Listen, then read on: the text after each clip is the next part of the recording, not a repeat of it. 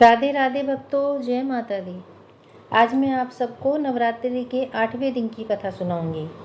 नवरात्रि के 8वें दिन माता के महागौरी स्वरूप की पूजा की जाती है। शिव पुराण की एक कथा के अनुसार महागौरी जब मात्र 8 वर्ष की थी, तभी से उन्होंने अपने पूर्व जन्म की घटनाओं को स्पष्ट स्मरण करने लगी थी। उसी समय से उन्होंने भगवान भोलेनाथ को अपने पति के रूप में मान लिया था और शिवजी को अपने पति के रूप में प्राप्त करने के लिए घोर तपस्या करनी आरंभ कर दी, जिसके चलते देवी ने कई वर्षों तक घोर तपस्या की। वर्षों तक निराहार तथा निर्जला तपस्या करने के कारण इनका शरीर काला और दुर्बल पड़ गया।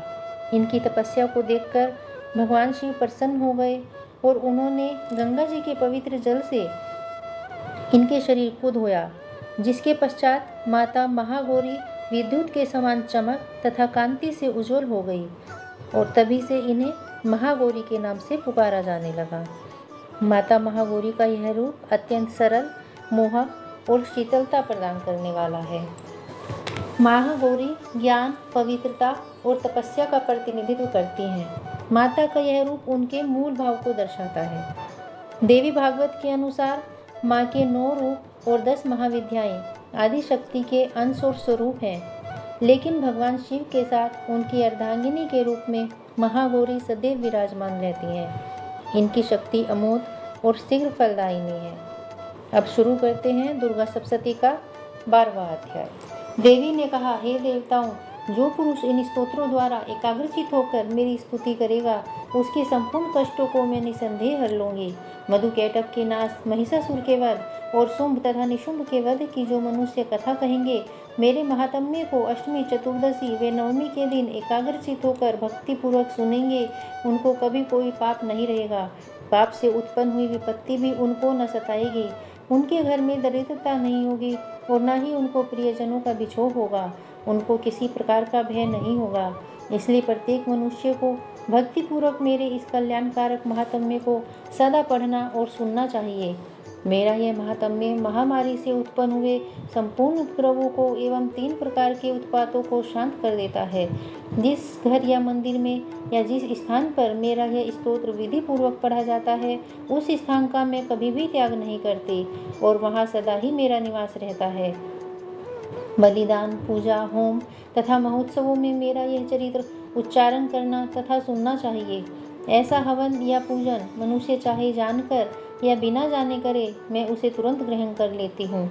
और शरद काल में प्रत्येक वर्ष जो महापूजा की जाती है, उनमें मनुष्य भक्तिपूर्वक मेरा यह महात्म्य सुनकर सब विपत्तियों से छूट जाता है और धन धान्य तथा पुत्र आदि से संपन्न हो जाता है। और मेरे इस महात्म्य व कथाओं इत्यादि को सुनकर मनुष्य युद्ध में निर्भय हो जाता है और महात्म्य के श्रवण करने वालों के शत्रु नष्ट हो जाते हैं तथा कल्याण की प्राप्ति होती है और उनका कुल आनंदित हो जाता है। सब कष्ट शांत हो जाते हैं। भयंकर स्वप्न दिखाई देने तथा घरेलू दुख इत्यादि सब मिट जाते हैं। बाल ग्रहों में ग्रसित बालकों के लिए यह मेरा महात्म्य परम शांति देने वाला है। मनुष्यों में फूट पड़ने पर यह भली भांति मित्रता करवाने वाला है। मेरा यह महात्म्य मनुष्यों को मेरी जैसी सामर्थ्य की प्राप्ति करवाने वाला है।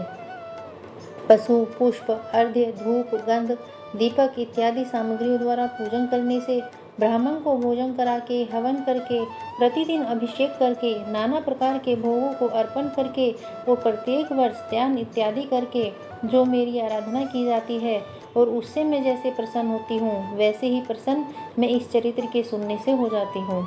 यह महात्म्य श्रवण करने पर पापों को हर लेता है तथा आरोग्य प्रदान करता है। मेरे प्रादुर्भाव का कीर्तन दुष्ट प्राणियों से रक्षा करने वाला है। युद्ध में दुष्ट दैत्यों का संहार करने वाला है। इसके सुनने से मनुष्य को शत्रुओं का भय नहीं रहता। हे देवताओं, तुमने जो स्तुति की है अथवा ब्रह्मा जी ने जो मेरी स्तुति की है, वह मनुष्यों को कल्याणमयी बुद्धि प्रदान करने वाली है।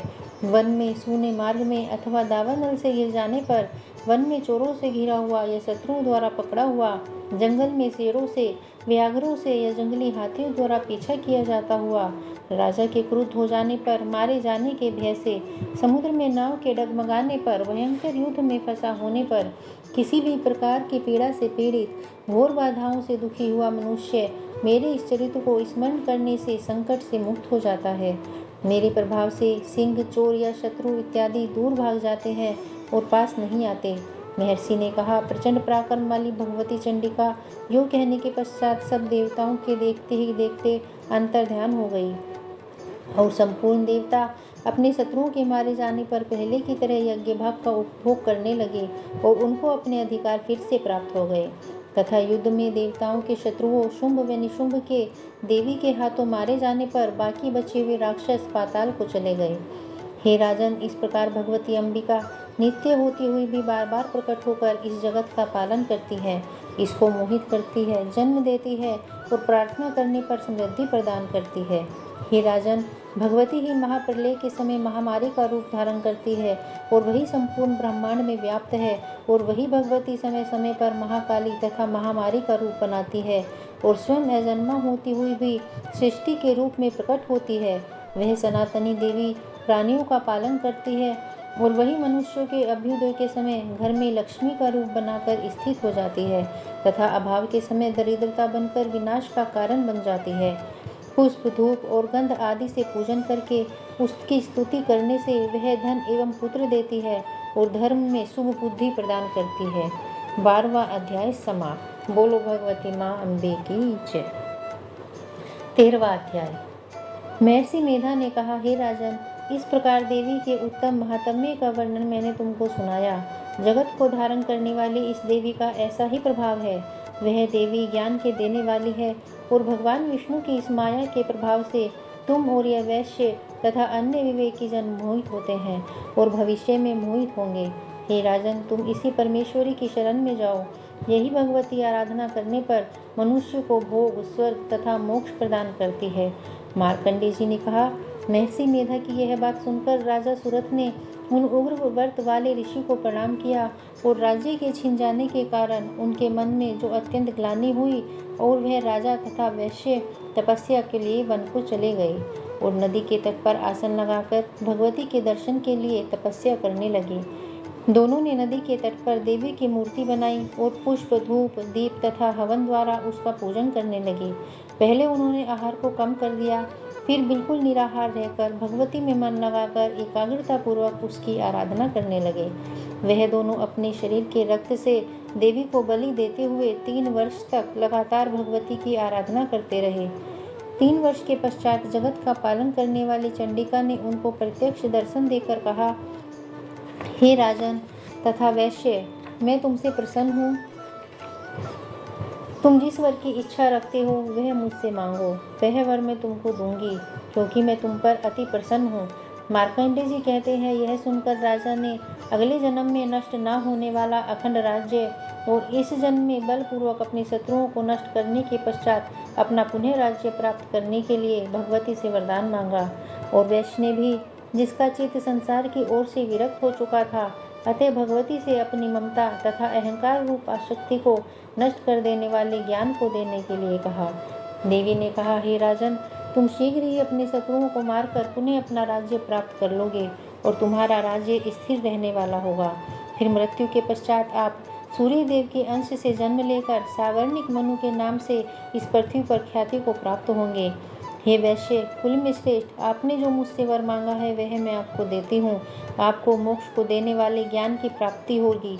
मार्कंडेय जी कहते हैं, इस प्रकार उन दोनों को मनवांछित वर प्रदान कर उनसे अपनी स्तुति सुनकर भगवती माता अंदर ध्यान हो गई और इस प्रकार क्षत्रियों में श्रेष्ठ वह राजा सूरत भगवान सूर्य देव से जन्म लेकर इस पृथ्वी पर सावर्णिक मनु के नाम से विख्यात हुए। बोलो भगवती माँ अम्बे की जय। 13वां अध्याय समाप्त। भक्तों, दुर्गा सप्तशती पाठ आज संपूर्ण हुआ।